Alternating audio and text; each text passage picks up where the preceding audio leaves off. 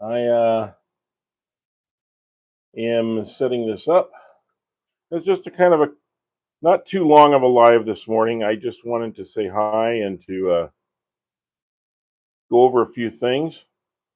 As you can see in the picture there, that is the bowl that we were turning on last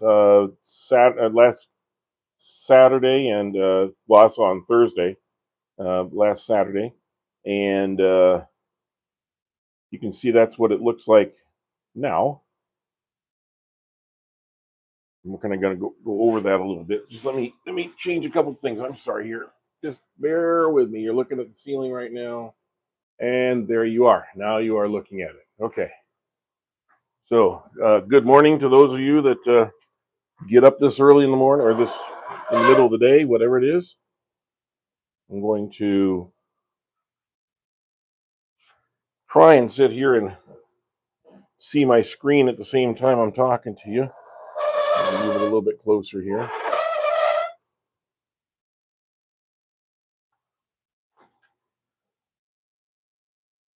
So, I'll just kind of wait here, see if anybody starts joining up.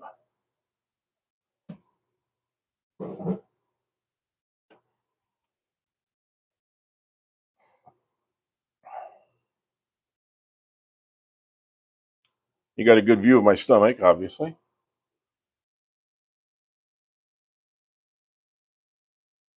But for those of you that are watching this afterwards, this is a bowl that we turned on Thursday on the live Thursday, our 3 o'clock Thursday that we do every week, and then I've done some finish to it, and it came out pretty beautiful bowl, as you can see. Giving the light here a little bit. Maybe even bring it up a little closer to you. You can see the insides. Some beautiful wood in there.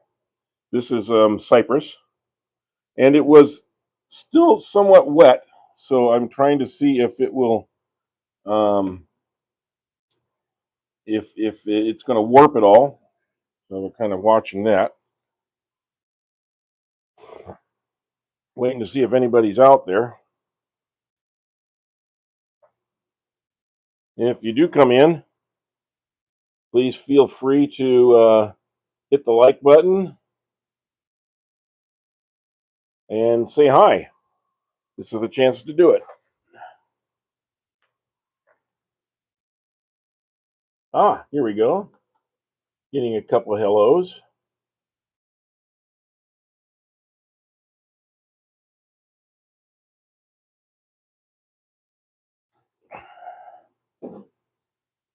Good morning to both of you. And please, if you have anything to ask about wood turning, or if you are experienced wood turners, let me know about you. What part of the world are you in?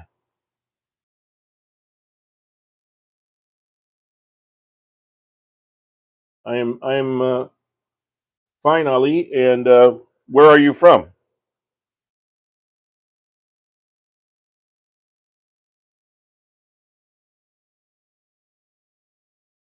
Yeah, well, I can't understand that language, but you're welcome to be in here anyway.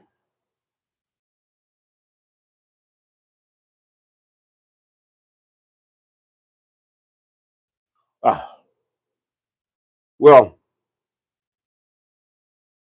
from India. Okay, I have a lot of friends here in the area. This area is has a very large Punjab and Indian community in general. Very fast growing. I live in California, and so uh, very familiar with the people and the culture. So welcome. You're now in California too.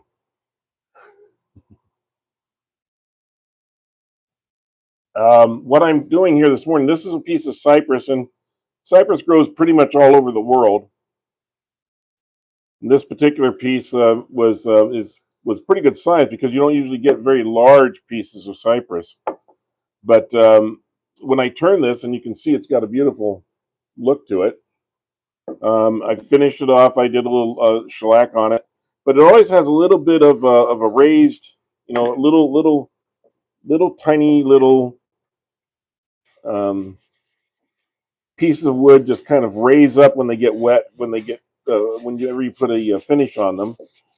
So one of the things I'm doing, I'm going around with a 3000 grit piece of sandpaper, and I'm just knocking off all of those little rough stubs that you kind of feel, especially on end grain. Trying to knock them down just a little bit. There's always just a little bit of roughness. As I said, this wood still had some moisture in it.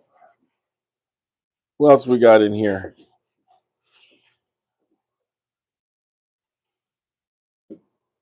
What's that say? How high are my socks?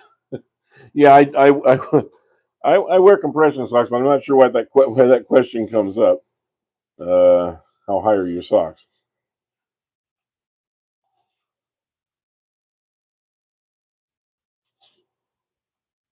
Hi, Vincent. And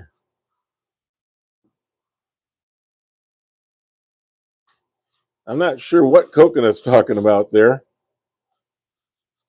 but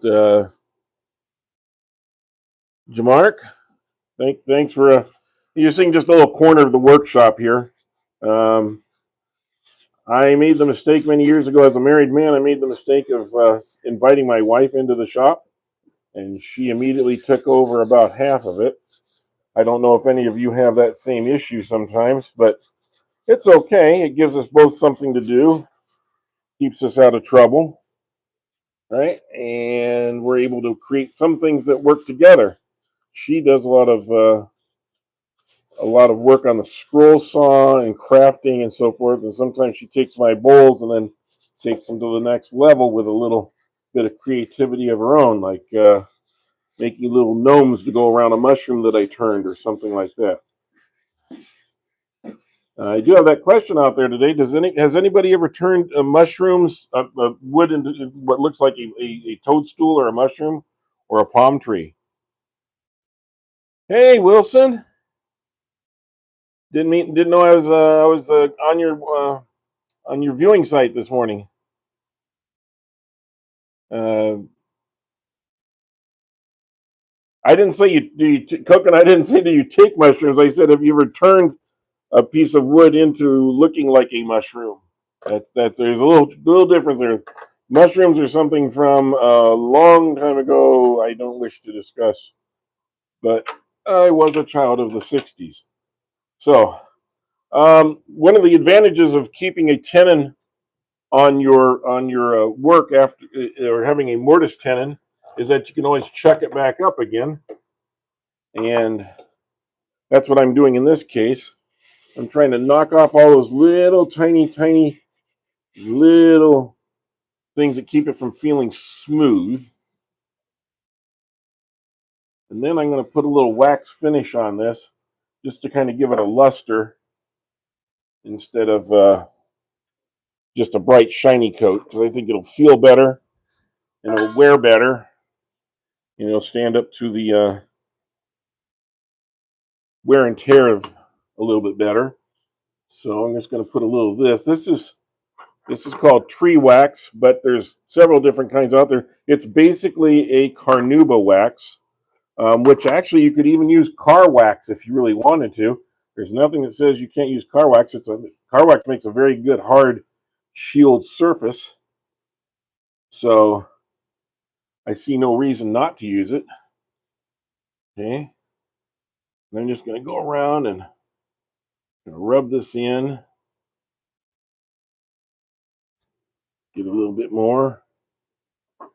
It doesn't take much. A can like this could probably last you 20 years of turning. Honestly, it takes so little of it. So buy some good stuff because you're going to have it a long time, and you might as well spend the extra couple dollars to buy some good stuff that's going to last you for most of your turning years.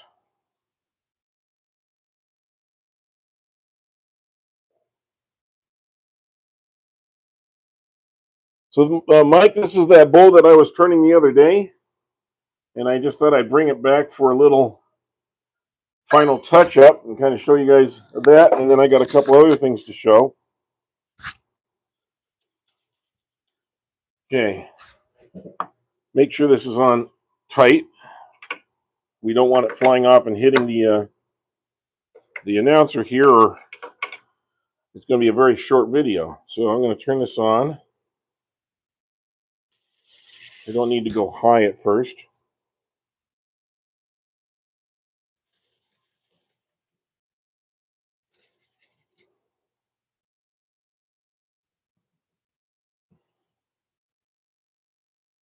Find a better spot.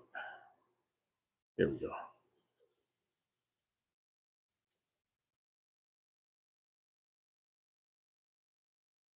Get on the inside here. You only want to be careful when you're doing the inside, because you got loose material that could get caught. You don't want that. Okay, now I'm going to turn it up.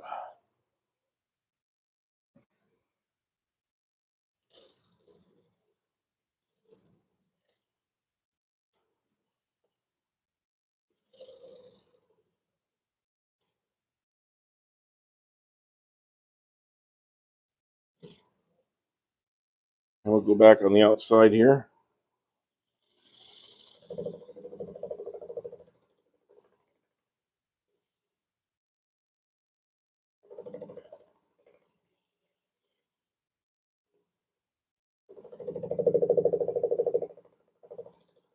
And see how this looks. There we go.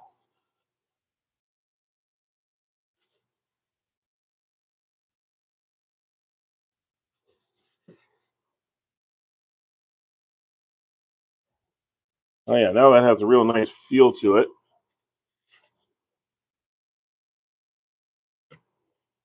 Yeah, we took off all those little rough spots. And just like that. Okay. What do you think? Does that look good? You can fuss with something, you can keep fussing with it and keep fussing with it, and eventually you can ruin a finish. But I think we'll keep it at that.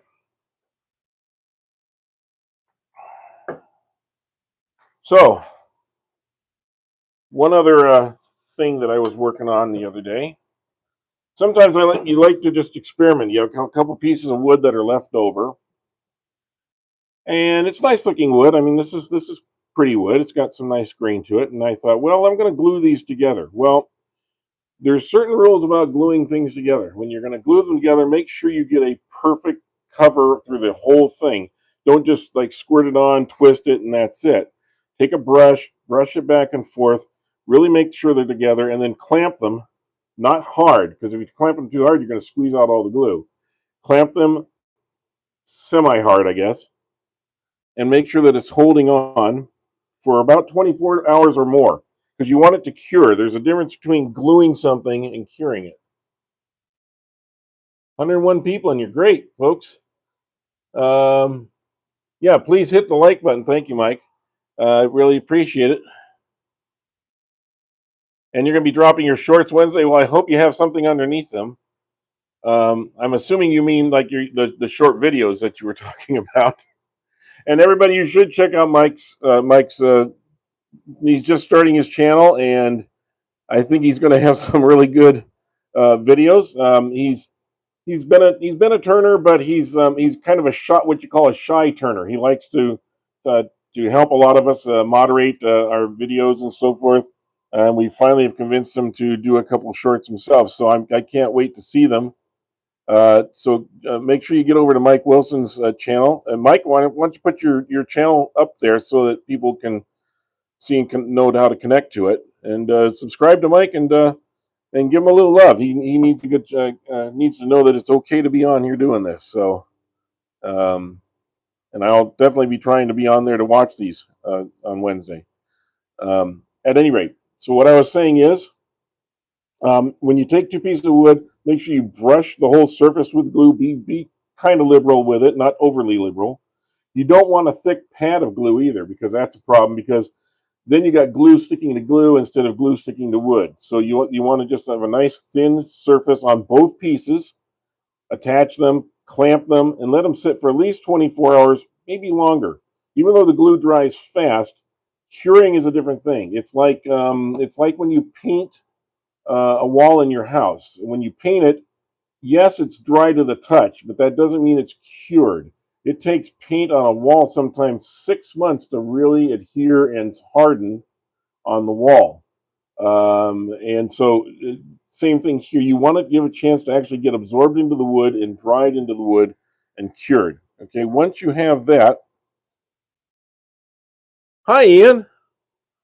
Thanks for coming in and watching. We're just hanging out here, and I'm doing a few things about my wood turning. So welcome, and if you can, please hit the like button or subscribe.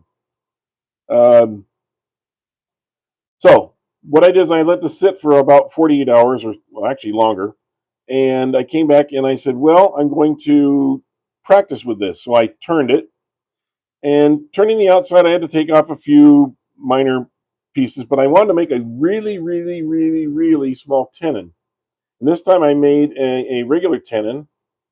And as you can see, it's about 1/8 of an inch.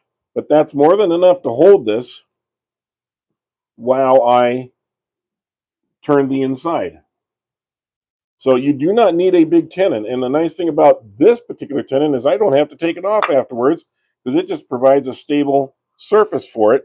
It doesn't have, I don't have to go back and do all the rigmarole of taking this tenon off. And I'm all for that, because that's when you can have a chance to have all sorts of accidents happen. So I just prefer having either a mortise tenon that goes inside, like I did on the other one, or a very small tenon. People try and make a tenon that fits all the way in this thing, and that's not what you need. You don't need a half an inch of tenon of a tenon. You only need enough to be inside these jaws and to be held, and that's exactly what this does. Um, Another thing was I didn't want to be able to see the transition. You can actually see the glue lines, when you glue these together. So I used a tool to cut this out, these three, and then I used a burner. You can use a burner to do this. You can make these yourselves. It's just a couple pieces of wood attached to a wire, preferably like a copper wire, something like that. Usually a twisted or stranded wire works best, and you'll burn in the little holes, the little lines in here. But once you do that, you can't see the transition between the two. I also tried to make sure that I kind of aligned these lines between the two different woods so that they sort of would line up, like right here. You can see they kind of line up together. So I did everything I could to kind of make it more of a subtle adjustment from one to the other. Now, the other thing was doing the inside. I used a Forstner bit. Let me grab one here real quick.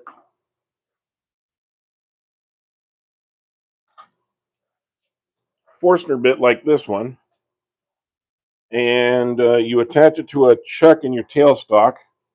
And while this is up in here, and you drive in like this, and you can take out some of the wood. Then you come back with a gouge, and you smooth and gouge out and so forth. But I had to be really careful because this is indented here, and I wanted to make a relatively thin cup here. I had to make sure that I didn't go so thin as to cut through this, and then the whole thing cuts in half. So you have to be really aware of how far in you went with this little line and how far you go in from the inside. Now, this isn't much of a cup. It can be used for pencils or no, it wouldn't take for a big tool like that, but for pencils or other small things in the shop or whatever, it has its purpose. But more importantly, it was to practice certain things. Like I wanted to see, can I make the line disappear, so to speak? Can I make sure that I have a fluted outside? And you notice this has a very fluted outside shape with the inside. And I just wanted to play with the shapes, play with the wood. And this is a good way to use up some of the small pieces in your shop that you really don't have any other use for. Put them together and use them to learn new techniques, new skills, learn how to handle certain tools that maybe you haven't used before. Because if it breaks, you haven't lost anything because you weren't really expecting this to become anything in the first place. Um, and I could have practiced going thinner here, I suppose. I didn't want to go too much thinner, as I said, because I didn't want to be thin down here. But I could have tried to get maybe down to 16th of an inch or something like that on the sides if I had wanted to. And I may still. This is still available for practice. I did do a finish on it. It feels really nice. It's this polished up really nice, and it just has a very smooth surface to it. I really like it. But anyway, I just wanted to kind of let you know that you don't need to throw things away. You can actually use them. Now I'm going to see what people are saying here. Okay, you put your channel up, Mike. That's good.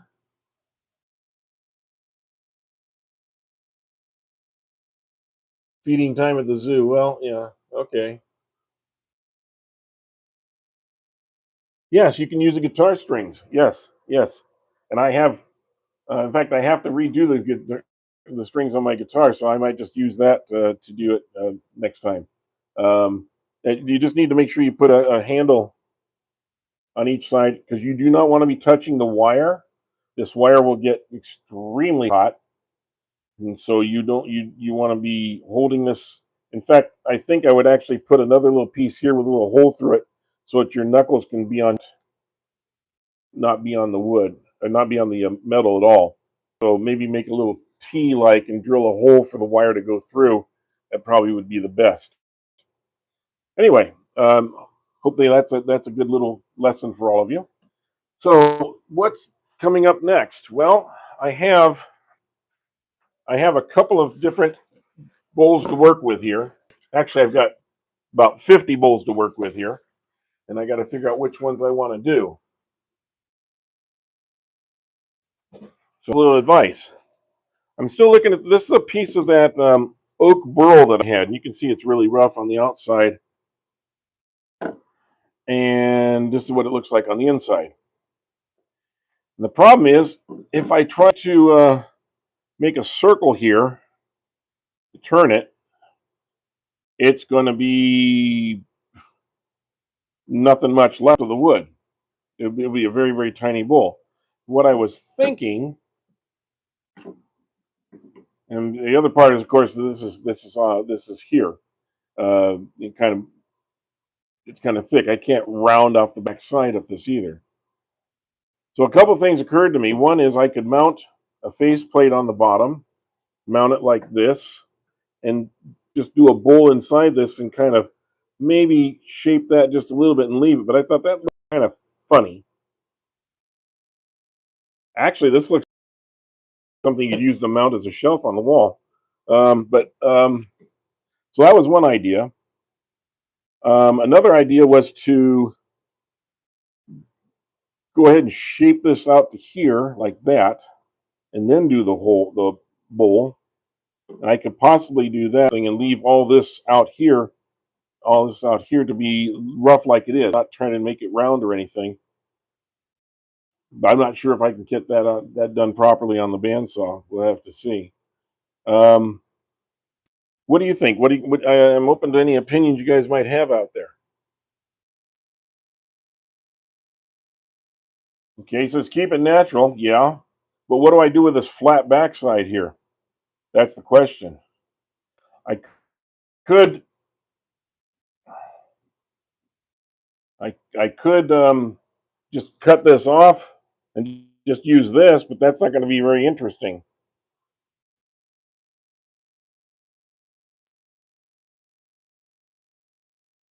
Anybody else want to comment in there? And feel free to hit the like button to appreciate that also.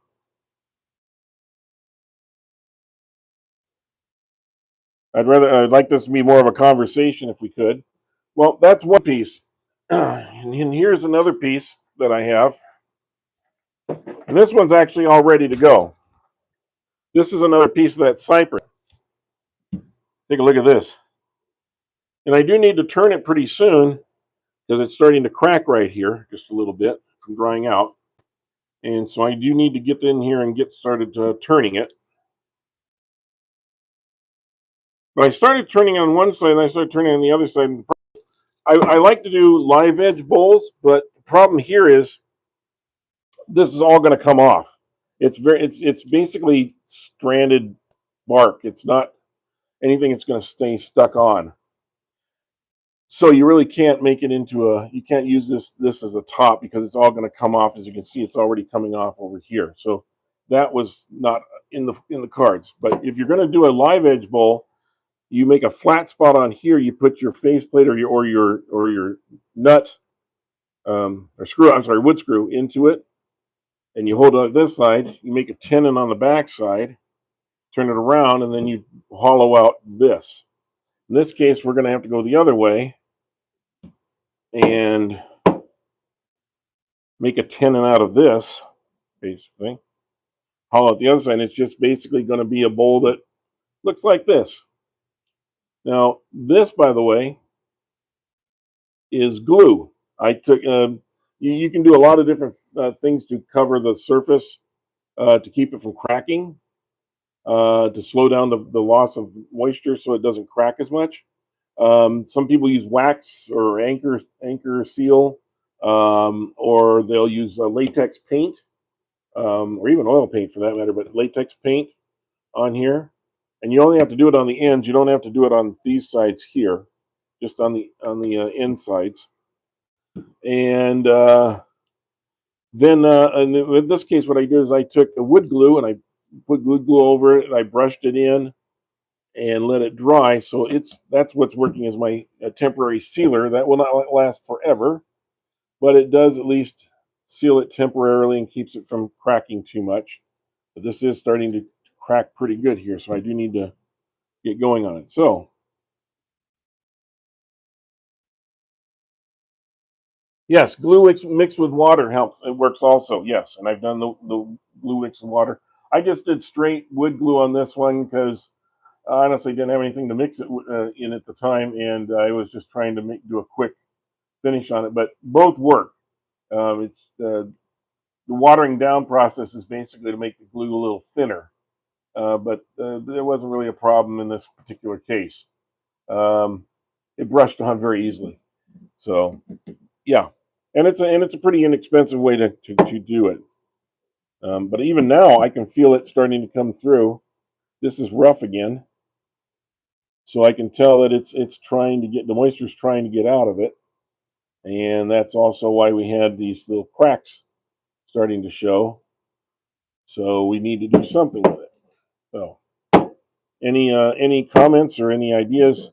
I could just get started on this one, and then we can finish it on Thursday.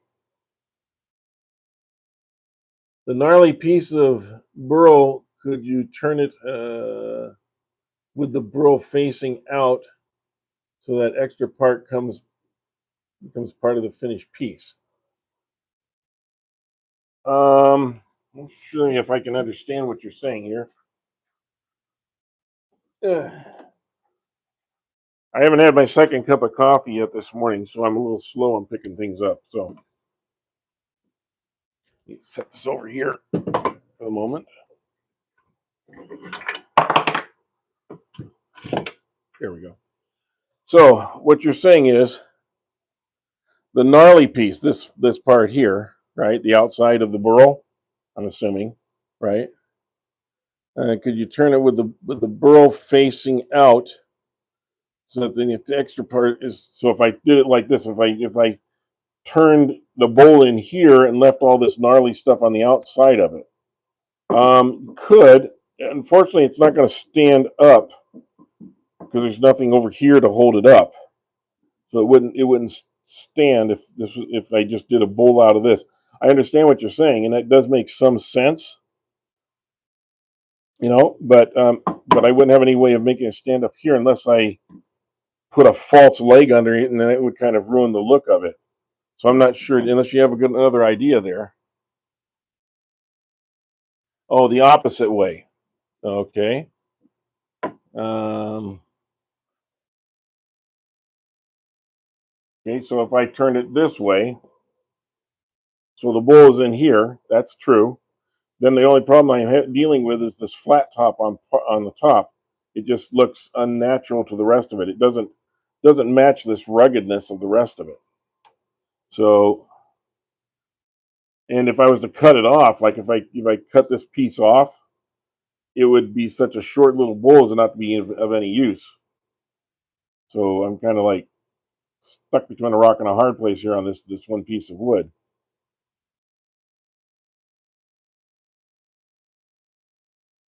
You can make it into a feature with color or something. Hmm.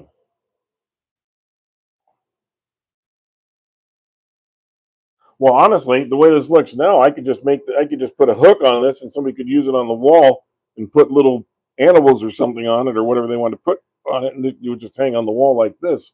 So I could just leave it the way it is and decorate it out and not turn it at all. So that's the other opportunity here.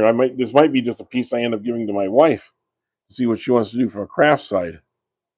So that's always a possibility too. It's a little bit angled forward. It might need to be shaved off just a hair, but that it actually is a natural shelf. It's about 2.5 inches, so it's kind of a natural shelf you could hang something up with if you just lacquered it, made it look real shiny. Put something on the front here. And maybe that's just what I do. And sometimes you can't turn it. Cast it in resin. Yeah. Hi, Kevin. Yeah, I could cast it in resin. I'm just not a big fan of it because most of this is going to, if you put this in resin, most of it's going to be resin. If you put it in a bucket or whatever, most of it's going to be resin. And so when you turn it, you're going to have this big part of resin and then a little wood and the resin, a little bit wood. So it doesn't lend its shape well to that. I'm just going to have to ponder on this piece. I've got so much more of it, I really don't need to force a turning into something that really isn't made for turning.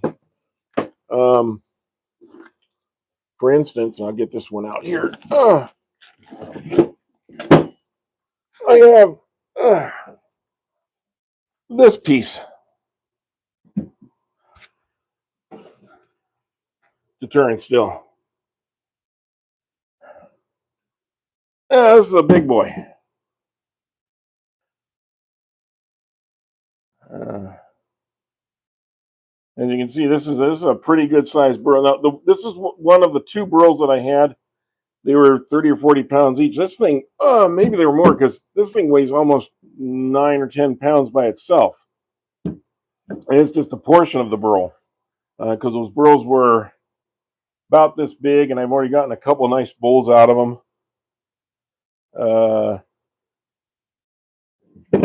And this one doesn't have quite as much figuring on the inside as the other one did. And if I go to turn this, I'm going to have to probably lose some of this. I'm going to have to I have to give me a flat spot. I either have to cut this way or something so that I can make a bowl shape out of this. More than likely, the best thing to do would be to turn it here. And I probably have a piece left over that I could use for a shallow bowl or something like that later. And that might be what I get out of that. So this might be going through the bandsaw, cut off about here, well, at a curve, and then turn this, make a relatively small, but maybe 6-inch deep bowl, and use this to make sort of a small platter of some sort. I don't know. It's always a problem when people cut your wood with two flat angles on it because it doesn't give you a lot to work with. You lose a lot. If I wanted to make a bowl out of this, I could make a bowl out of about this much of it. And the rest of that is all going to be trashed. If I turn it that way. If I turn it this way, if I flatten this out and try and make it come out, I'm still going to lose this and this. about this much at least on each side, and then a flat spot of about this much here. So I'm going to lose this plus this much and this much just to get enough on there to try and turn it into something.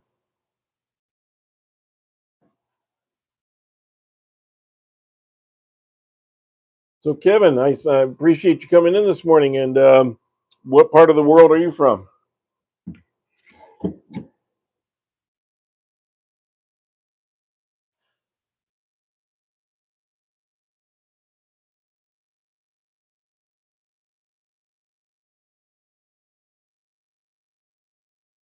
Yeah, I like to have thinker pieces, Mike.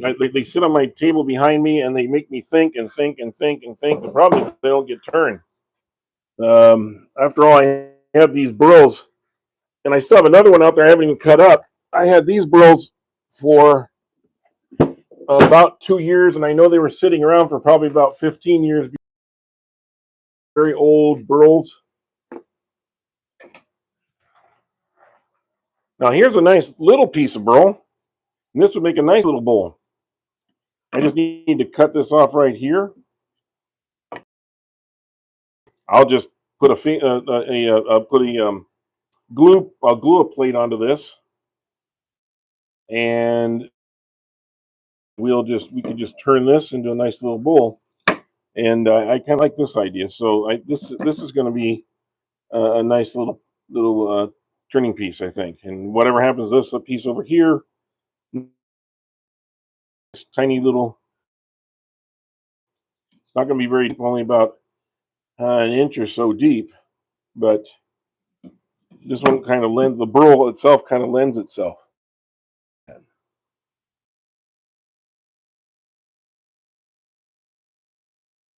Illinois. Boy, do we have a lot of people out in the Illinois and Ohio and in that Midwest part of the country. We have all the time. We have some of our regular guys here, like Mike at the Whacking Shack, is in Ohio. I'm trying to think. I know we have a couple guys that are in Illinois. I can't think of the names right now, but great country for wood turners and woodworkers in general. Um, Kevin, are you a wood turner or a woodworker or both?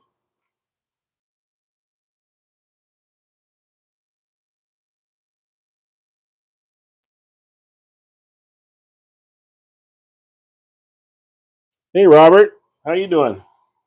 We're discussing some of my less desirable pieces of wood and how to attack them right now. Earlier, I was kind of giving them an update on a piece that I turned the other day, but this piece I think kind of lends itself pretty easily. I think I can just get on the bandsaw and just make a little circle cut here and attach a temporary um, piece to this, glue it on here, and then chuck it from this side and make a nice little bowl right in here, and leave all the rest of this. It's kind of smooth. Mother Nature has done our work for us because it's almost smooth to the touch for all the years it was outside.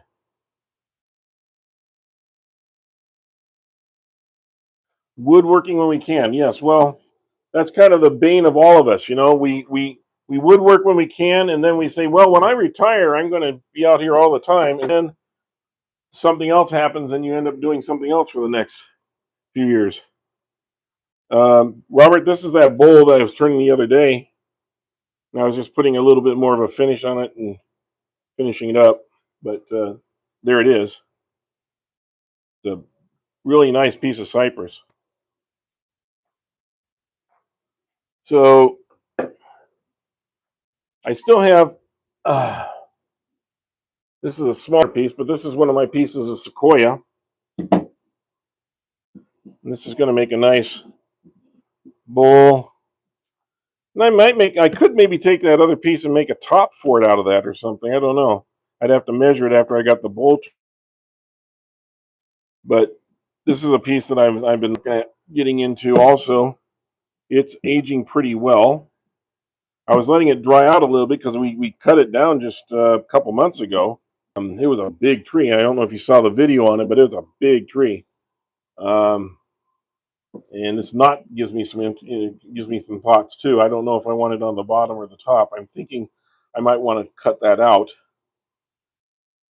simply because it's going to be a soft spot. Otherwise, it's going to come flying out because you can feel it.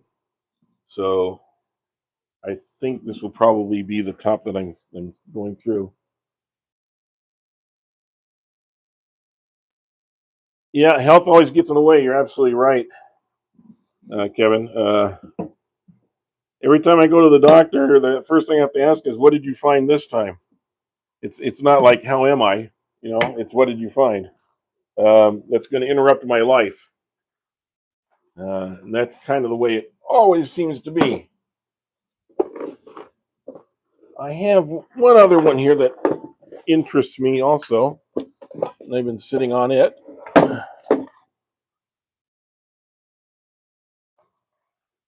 This is Modesto ash.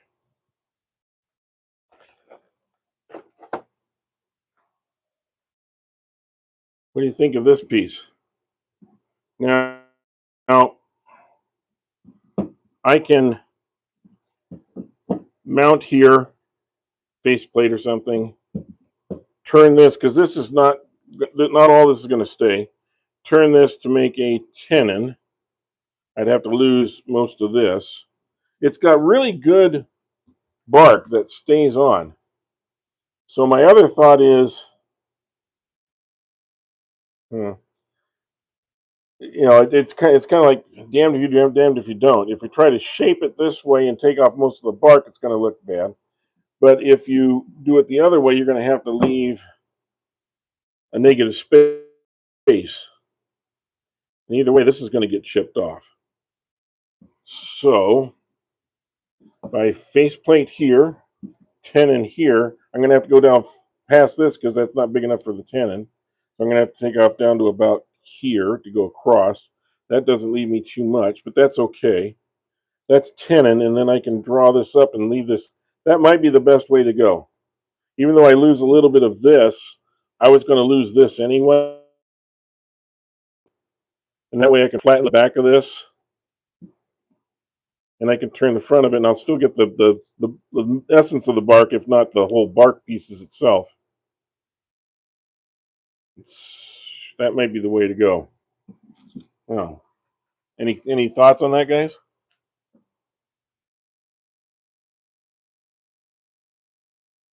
Want to get back to it. So, Kevin, I hope you are getting better. Um, and it's one of the banes of being over 25 is we tend to get a little sicker than those young guys. Um, which is probably why you see mostly my belly and not the rest of me in these videos because that's the part that sticks out. I should just put my face right here. I'm thinking maybe we'll just mount this up real quick and just see what we can make out of this. Let's just see what we can do with this. I've got a little bit of time. I don't have a lot of time, but I got time to get this started, if nothing else. So I need to be right about in the center. And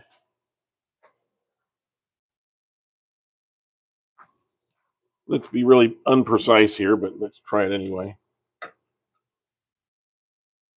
We are roughly 7 inches this way. So about 3.5 is about right there. Okay. And this way we are 8.5. So that's about 4.25. That's about right here.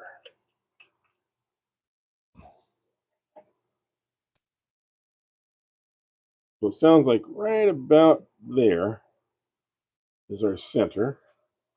I'm just going to kind of there just so I can see. Yeah, you can see it. There it is. Let me get this out.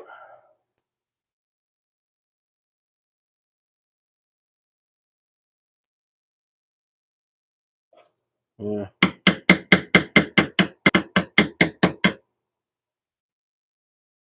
There. Gives me a viewpoint at least.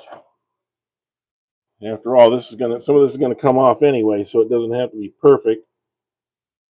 We just want to be as close as we can.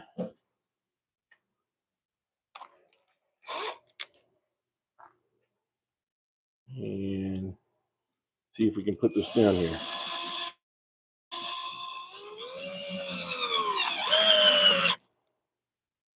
There we go.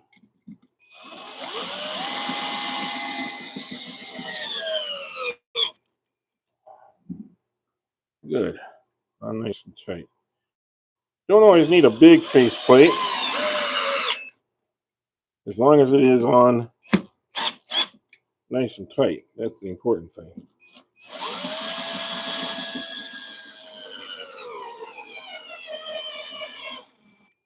Man, that is pretty hard wood. Has a nice scent to it too. Let me get this off of here.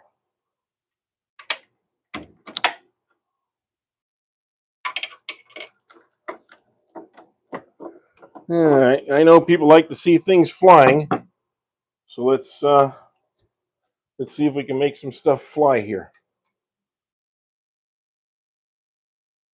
We'll come in a little bit closer. And that's the nice thing about having all your woods kind of ready to go. I kind of tend to do things in segments, like I'll cut a bunch of wood, then I'll start prepping a lot of wood, then I'll have 4 or 5 pieces that are ready to go. That way, you kind of get into the flow of something. Because if you're constantly stopping and then going to do something else and then have to go back to it, it really kind of screws up your flow of and how you get into it. So let me get an apron on here because I don't want to mess up this beautifully dirty shirt of mine. This is my stain. That's why it's so filthy. Because I wear it when I'm staining, so I don't ruin all the other shirts in the past my wife yells at me about. So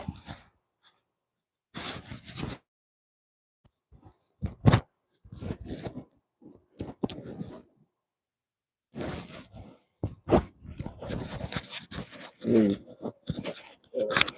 want to relocate my microphone here. Okay.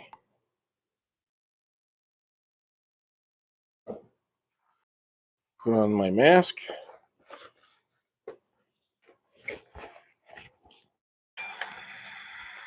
And let's see what we can do here.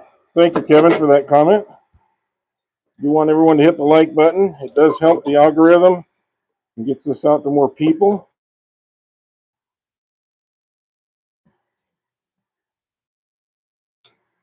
And let's see if we can do a little destruction. I'm going to take my watch off here.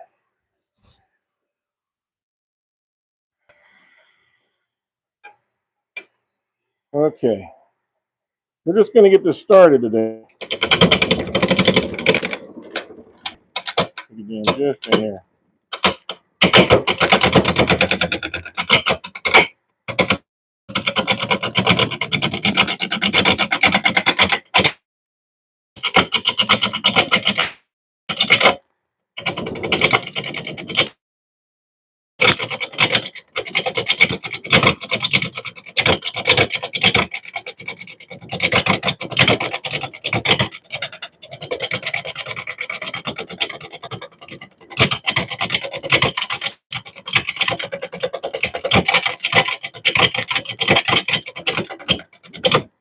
Ooh.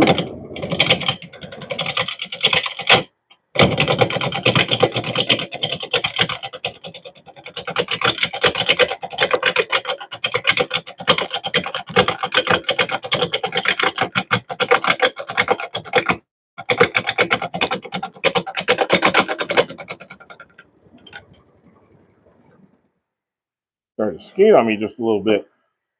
All right. Well, there. Started to take a little bit off.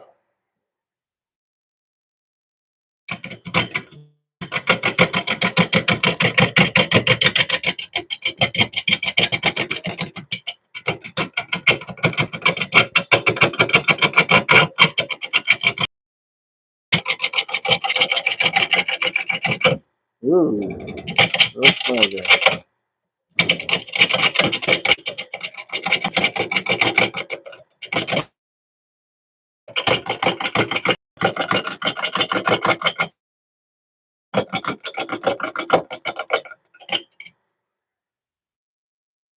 You know, I think I'm going to switch gouges. This one's not quite as sharp, I don't think. Let me go to this one here.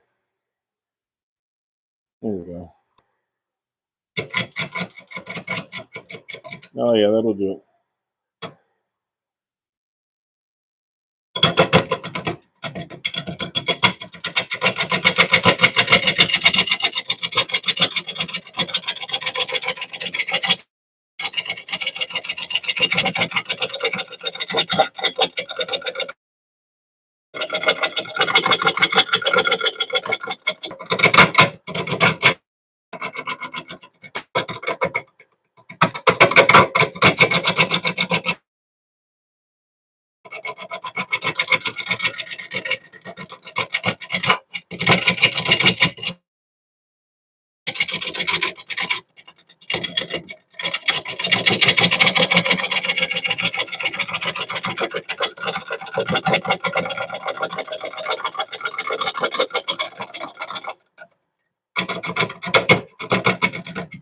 I think we're just about getting around here.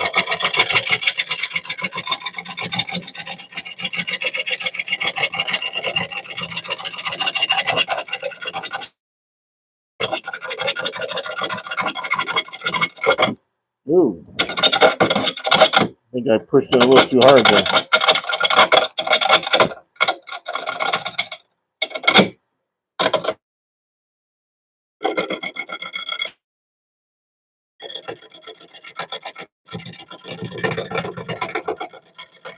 That little puff of dust shows me that I've got a soft spot of wood here somewhere. Yep, it's probably right here. As it was going across, you could see it puff. So I'm still hitting this and this, but we're getting near round, and I can get a lot closer now.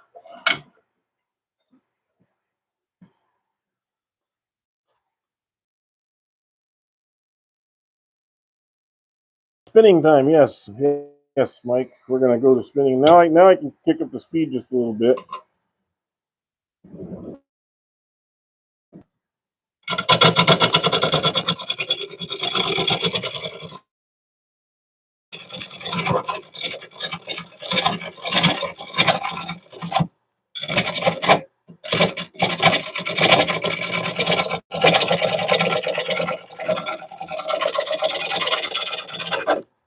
Boy, there's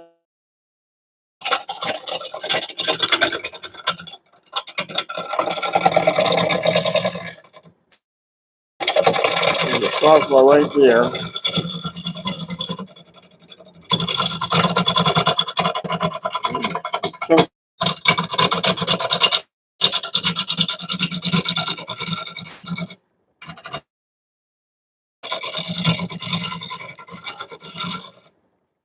Okay, now we should be able to come in here and undercut it a little bit.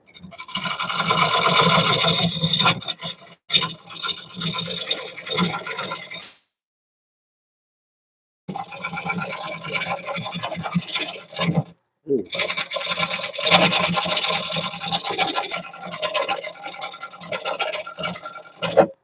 Right there, that one spot.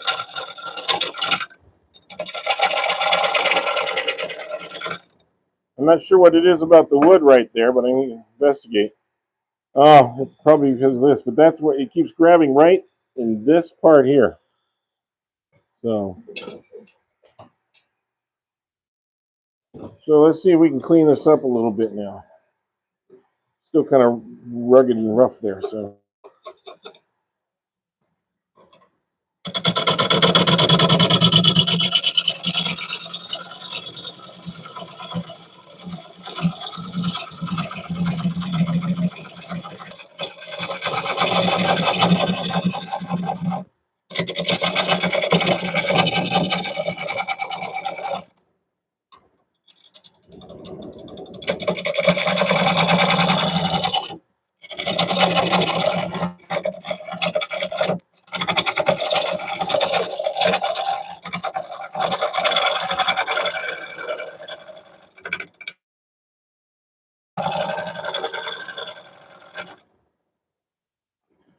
There.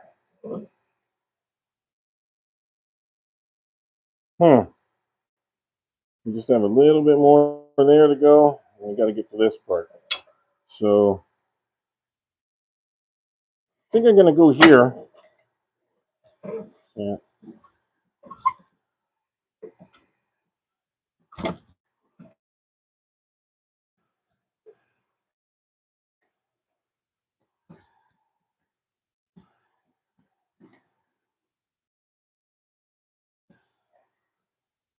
Get this knocked off, and then we'll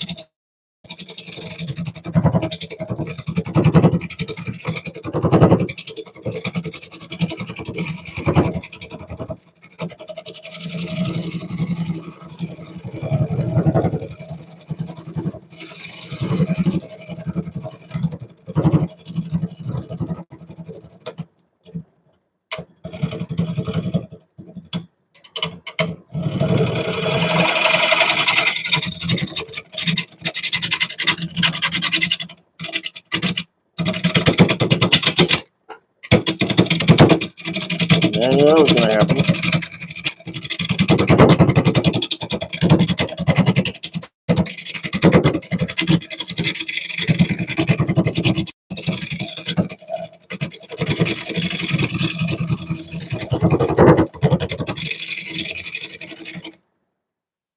It's one of the turn that separates the men from the boys just a little bit.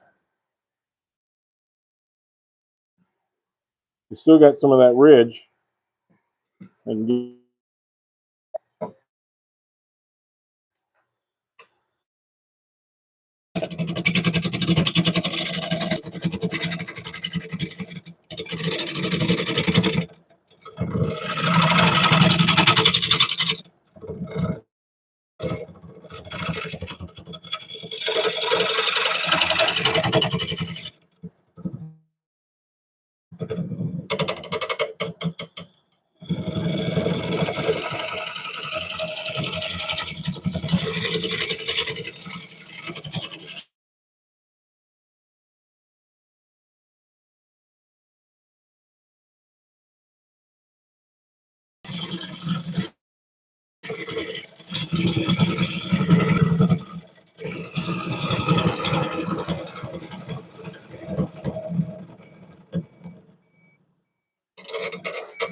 there we go. Now we're starting to somewhere.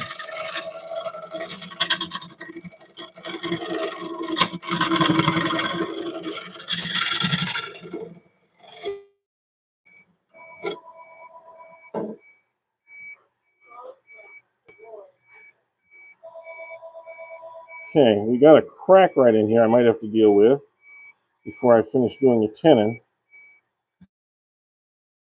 But at least I got a flat spot now. Come back out here.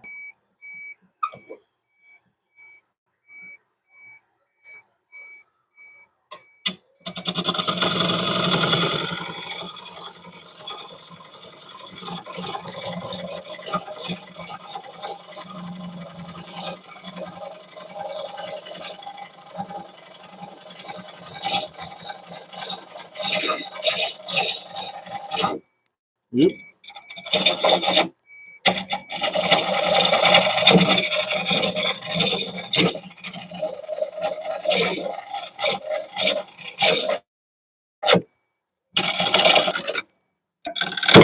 Ooh, that's rough. What the heck? Oh, right here. Yeah, just a little rough on the edges here.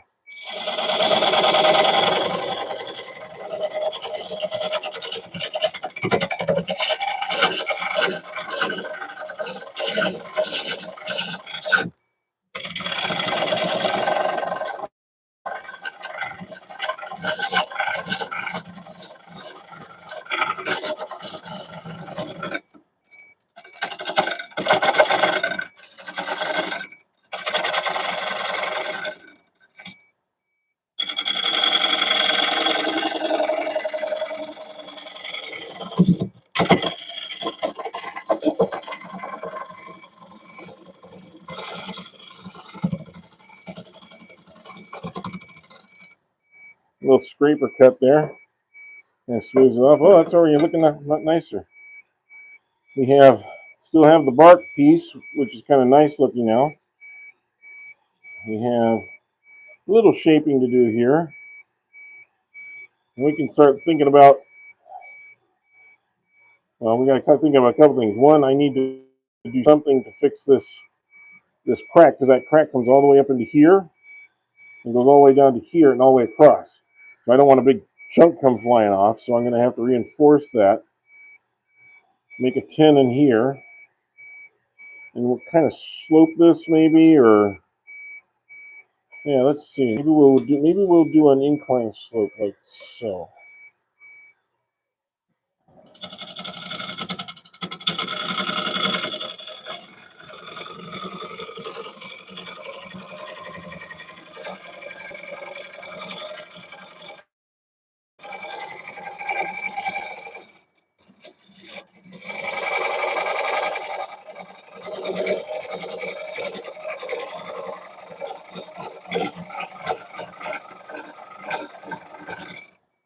And of course, when you do this, you're always looking at up here, your tool's down here, because you want to see how it's going. I got that to shape out just a little bit. I'll come back and smooth it.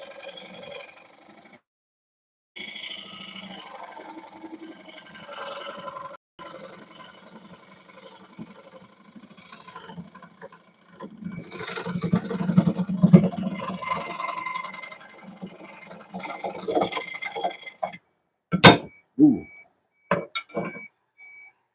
okay, that was my fault.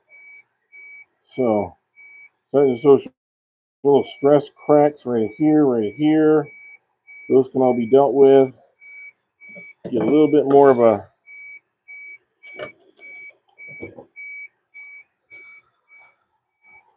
use a negative rate scraper, see if we can smooth this out just a little bit.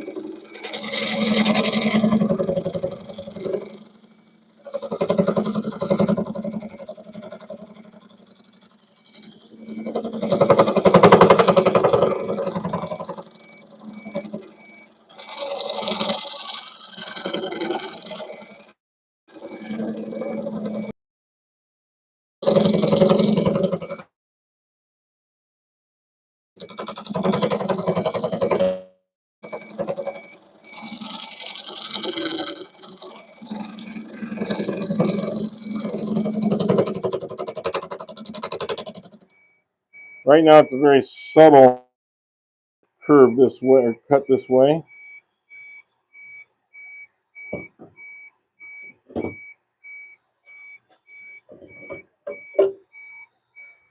Maybe do it just a little bit more.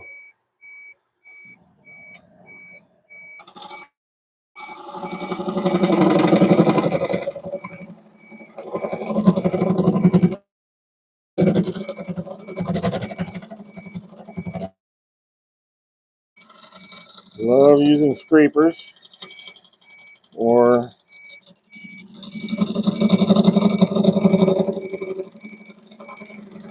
other devices to help me get my finished cuts.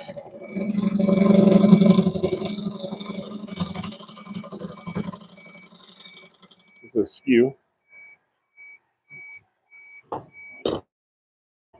So, oh yeah, that's actually almost feels like it's sanded already. So,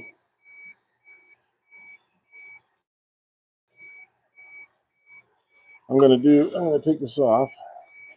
Well, I'm going to treat this just a little bit. We're going to treat this with just a little bit of glue.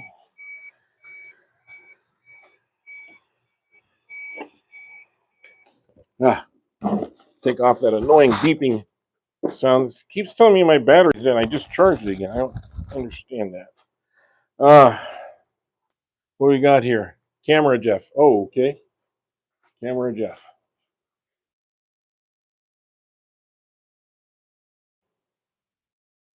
Do.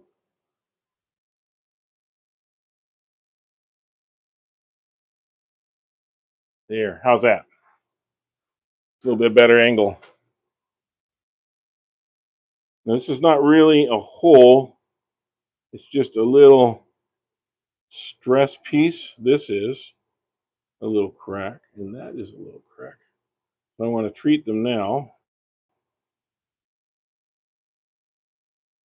And one of the ways to treat them, you don't necessarily just leave the glue on. Move that, that.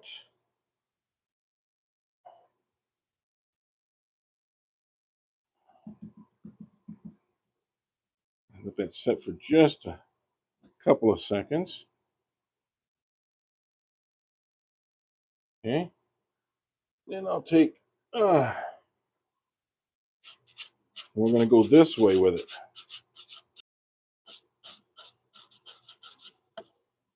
What that does, it gets down in there and it makes the line kind of go away if you get it right.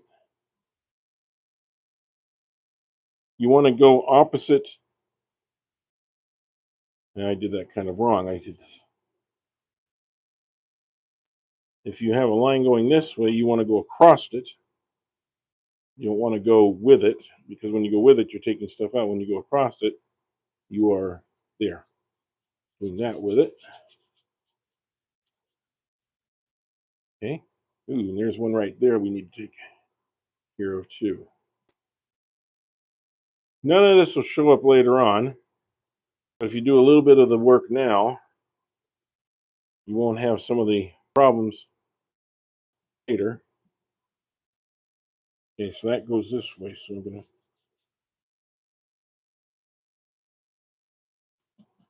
You can see those are almost all disappearing right now. So now I'm going to let that dry just a little bit. I'm going to take this and unmount this for just a minute. We got a nice round piece now. Haven't sanded it down or anything, but we did get past that crack, except for right here. I'm going to fill that in. And I'll go ahead and fill this in too, even though that's going to get moved away most likely. That's a big piece. And yes, I'm not using cyanoacrylic glue or CA glue or super glue, as you may want to call it. I want to make sure that this bark stays on. So I'm going to give it a little bit.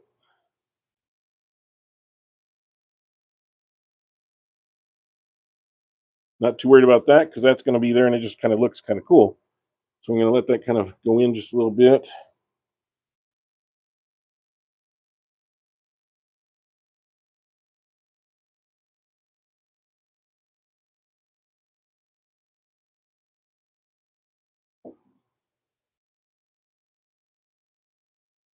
I have to go back to that part.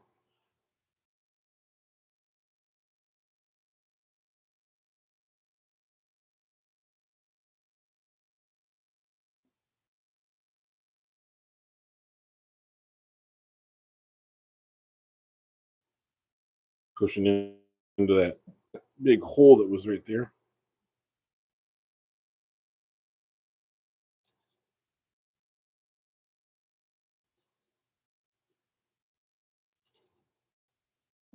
Okay. And using that technique of going across the crack,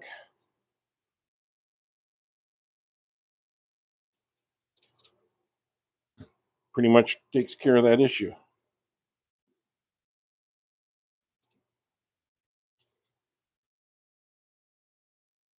Yeah. Now I'll let that sit for a while, and we will have to let it dry. Basically, is what you have to do. You have to let it dry so you can get it down to a sanding finish. You want to be zoomed out, okay? Out of touch, okay? Zoom out. I will do that. Oops. There. Ta-da. You are now zoomed out.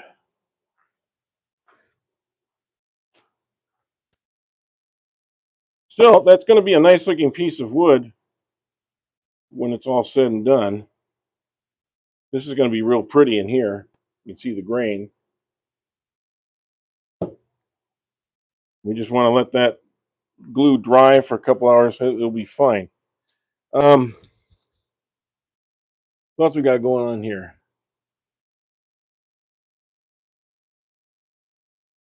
Balakrishna, I think that's the name. Hello. Oh, I hope that is perfect, Mike, because I can't go any further out. So you got what you got. That's as far as zoomed out as it is. Okay, so I'm going to have to set this one aside for now. Okay, and see.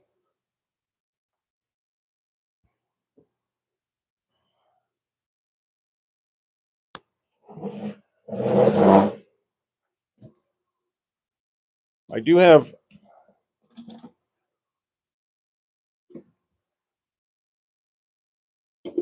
Let me see here.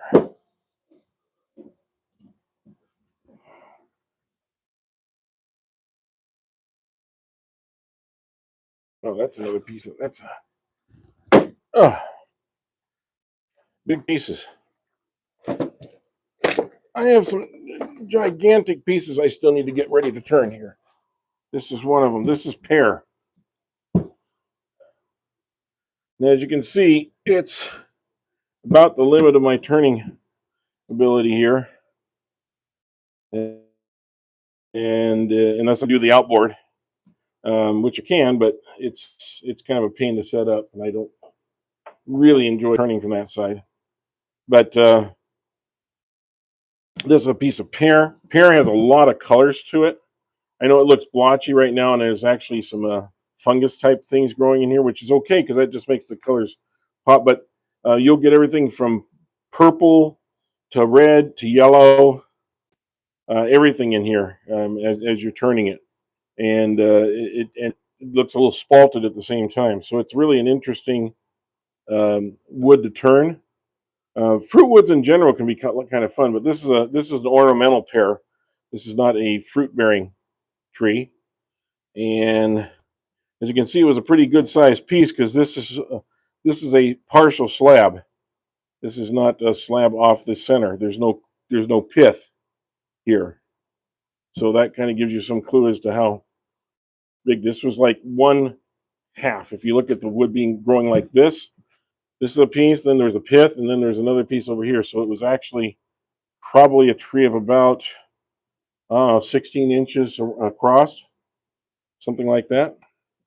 It was a good sized piece of wood. When you're cutting your wood, you want to make sure that you don't keep the pith or the centerpiece in there. You cut that one little inch or so off, and this becomes your bowl. And then there's another one on the other side, and that piece in the middle is waste. Or you can sometimes save the little pieces on either side to make a candlestick or something. So that's how they go. So, what do you think, Mike? You like this one?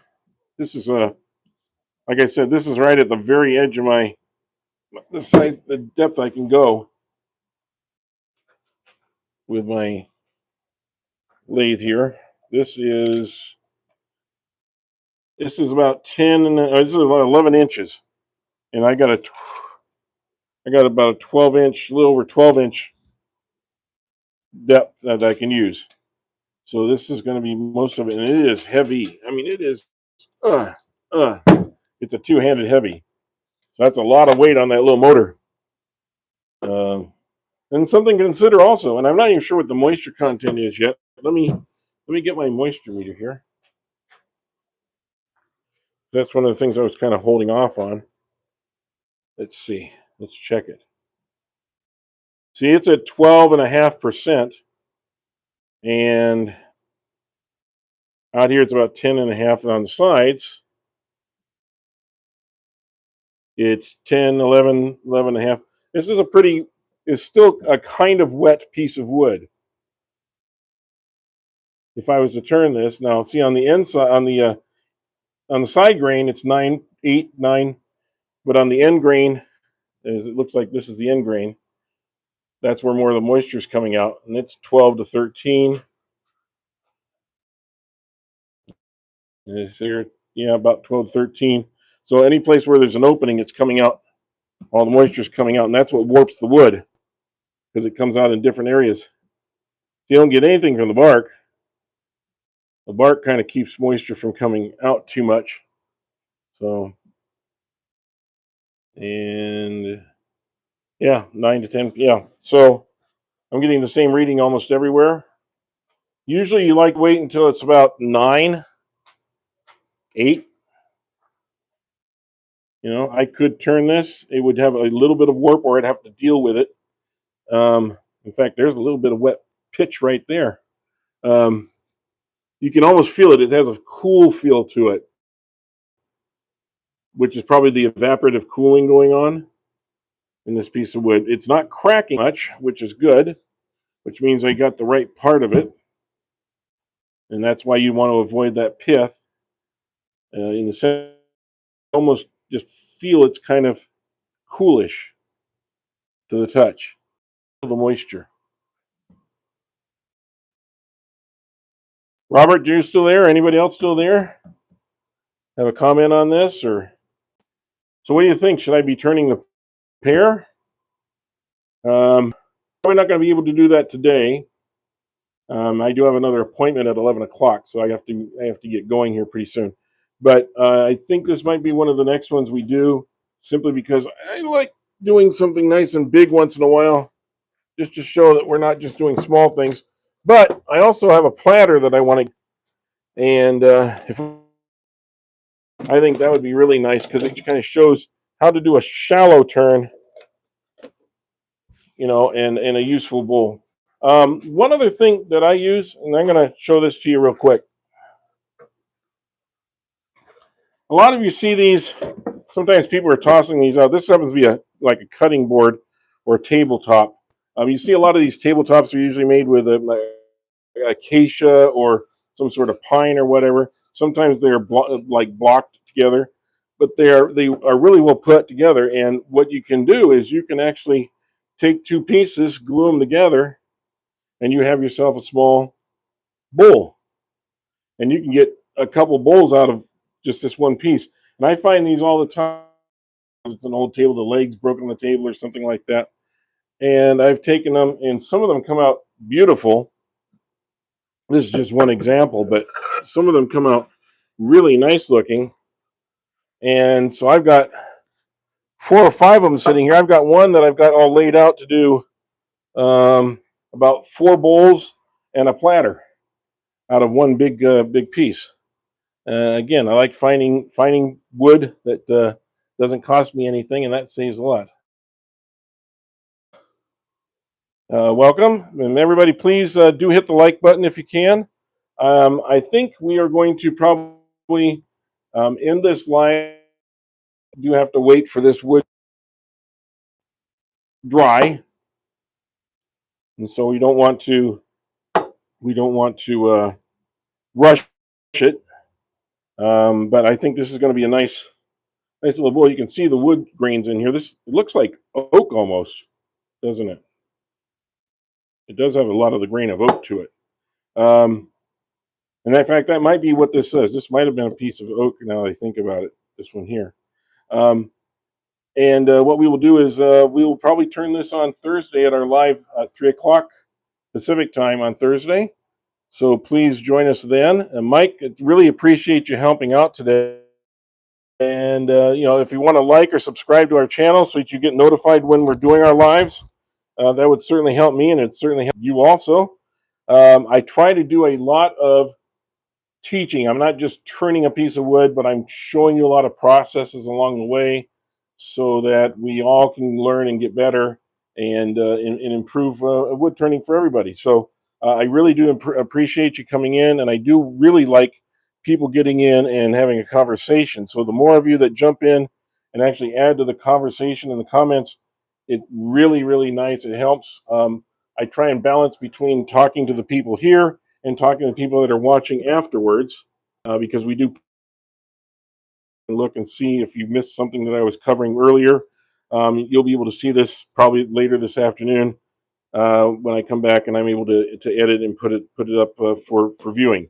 So again, thank you very much for coming and watching. And Michael, again, thank you very much, buddy. I can't wait till Wednesday to see your stuff. And we'll hopefully see all of you on Thursday. And thank you all. We'll talk to you soon.